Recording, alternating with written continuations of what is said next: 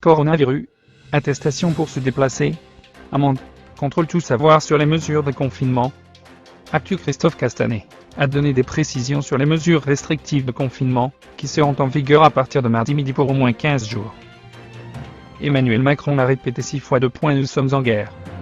Lundi soir, le chef de l'État a annoncé que les déplacements seront fortement réduits pour 15 jours au moins à partir de mardi à midi, pour limiter au maximum les contacts et lutter contre l'expansion du coronavirus.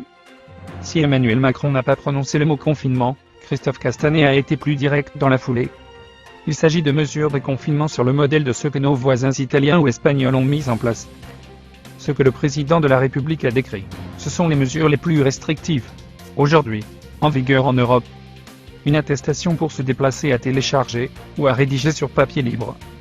La consigne est claire. Restez chez vous, a lancé le ministre de l'Intérieur.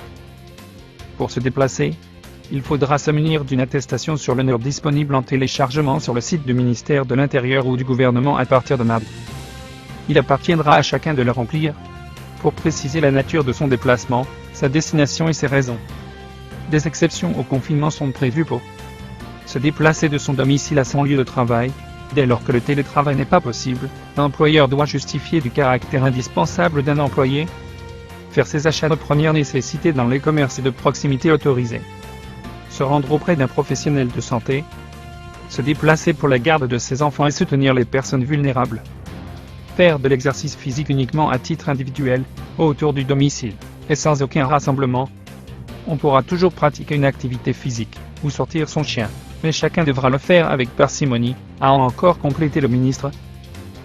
Aller pique-niquer dans un parc ou un square, c'est interdit, a insisté Castaner, dénonçant le comportement de ceux qui font fi des consignes. Si je veux résumer, on pourra prendre l'air, mais certainement pas jouer un match de foot, a souligné le ministre de l'Intérieur. Nous aurons à préciser ce qu'il en est pour les cérémonies funéraires, a indiqué le porte-parole du gouvernement Sibeth Ndiaye. À ce stade, elles ne sont pas interdites, mais il faut que tout le monde soit raisonnable, et le fasse dans une configuration qui soit la plus restreinte possible.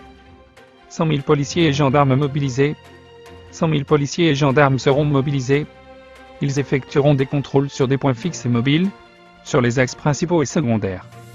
Sibeth Ndiaye l'a toutefois assuré, sur cette rumeur qui a couru d'un couvre-feu, ça ne correspond pas à la réalité. Nous n'allons pas déployer l'armée. Sera-t-il possible de conduire pour se rendre dans sa résidence secondaire? Évidemment, il y aura de la souplesse, tout le monde doit pouvoir s'organiser, a-t-elle répondu sur France 2. Une amende de 38 € pour commencer, jusqu'à 135 € après. La violation de ces règles est actuellement punie d'une amende de l'ordre de 38 €. Elle sera portée très rapidement à un niveau supérieur, qui pourrait être de 135 €, a précisé Christophe Castaner. Selon lui, ces mesures de confinement sont en place pour une durée de 15 jours qui pourrait être prolongée. La guerre contre le Covid-19 n'a fait que commencer.